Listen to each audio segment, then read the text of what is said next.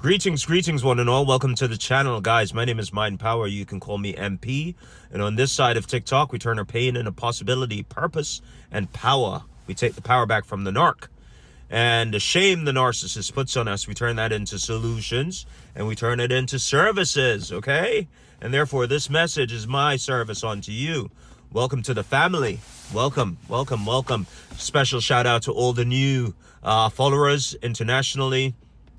Dubai, Mauritius, India, and Lagos, Nigeria, Melbourne, Australia. Stand up, right? The Philippines. What's up, Philippines?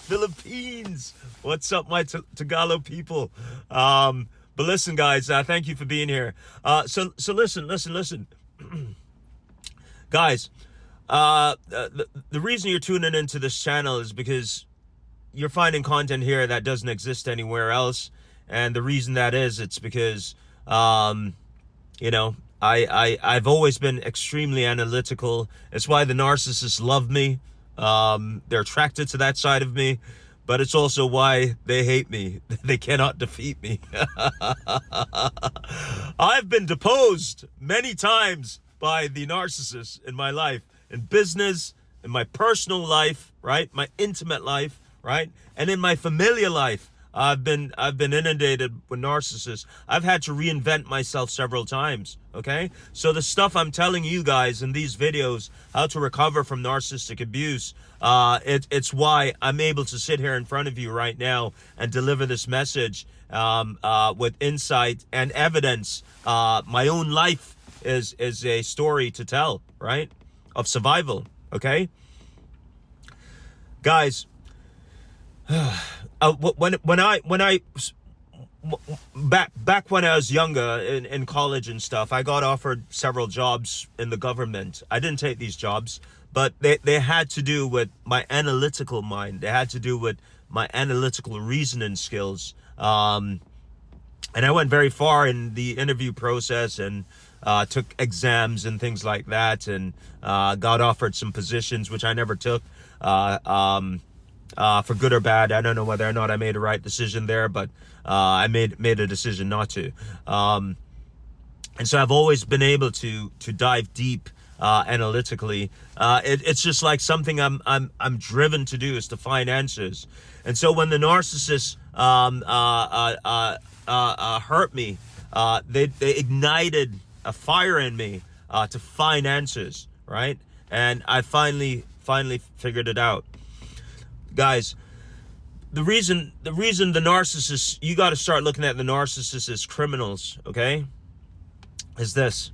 There are many different types of narcissists, and every narcissist is a psychopath, okay? If you go back to the literature, the DSM, you'll see they try to, psychology is not a real science, guys, because it can never be a real science, right? Because the mind of people are always changing. You can never have a sample set that is consistent, right? The human mind is always changing. So psychology can never be an exact science. One.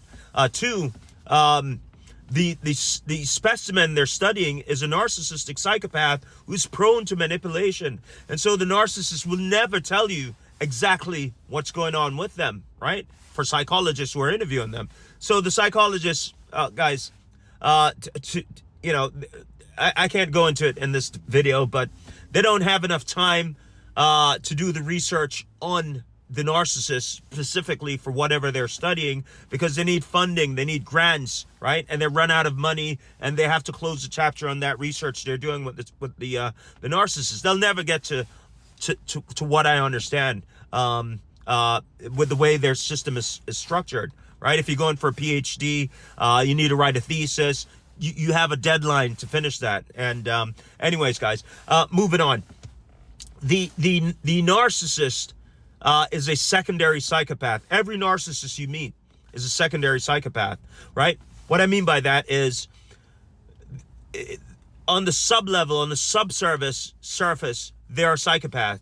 A secondary psychopath is someone who is maybe a comorbid disorder. They have narcissism, but beneath narcissism, they have psychopathy, right?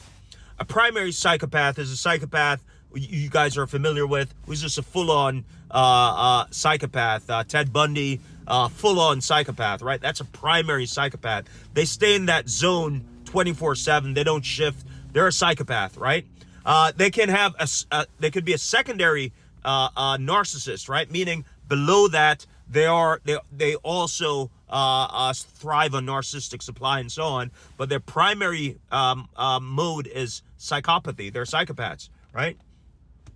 The narcissist, when triggered by the need to protect themselves or by danger or normally a threat, paranoid threat, ideation or whatever it is, they can switch over into psychopathy by going into a state of psychosis, meaning the threat is so significant that they start fantasizing that the threat is real and they become a primary psychopath at that stage. They're no longer a narcissist, right? I hope that makes sense. So moving right along, the psychopath, if you think of a psychopath, how they operate, right? A serial killer, let's do them, right? The serial killer derives pleasure from killing people, right? But you'll see the pattern in a serial killer is very specific. They'll go to a certain area. They're always predictable, just like the narcissist. They'll go to a certain area and they'll repeat the same exact crime, right?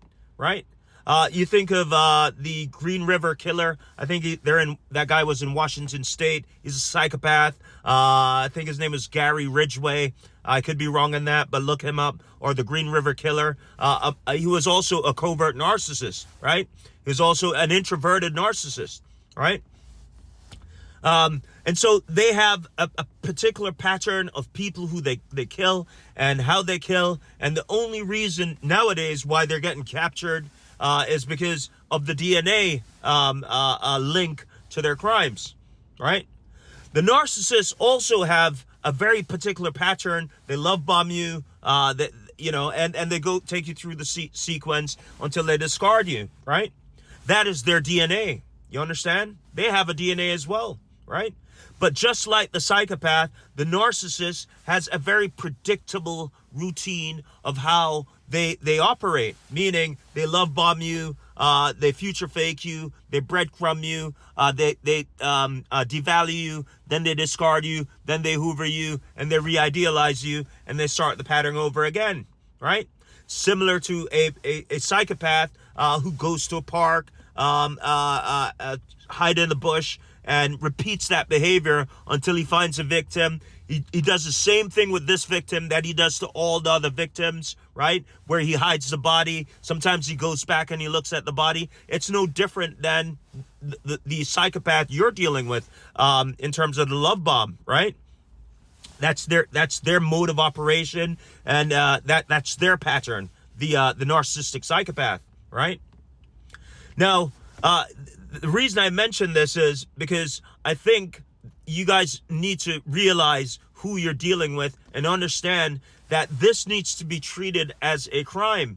It's a love crime, right? But it's also fraud, right? The motive behind the narcissist is to rob you. It's to steal your resources, steal your wealth, your time, your finances, and everything else they could get from you. And then they move on to the next victim and they repeat the same exact crime, similar to the psychopath who's out there repeating the same exact crime as a serial killer, and they're not skipping a beat, right? The narcissist moves from you to the next victim and repeats the same exact crime, no different than how a psychopath stalks his victim and repeats the same exact crime once he's done with the prior victim. You understand? And that's why I'm telling you that this is a crime. And I want you guys to really understand and start looking at this as it is. It is a crime. It's premeditated, pre-planned, repeatable, and executed without a flaw each and every way exactly the same way each and every time they repeat the cycle. That's why you don't know their girlfriend.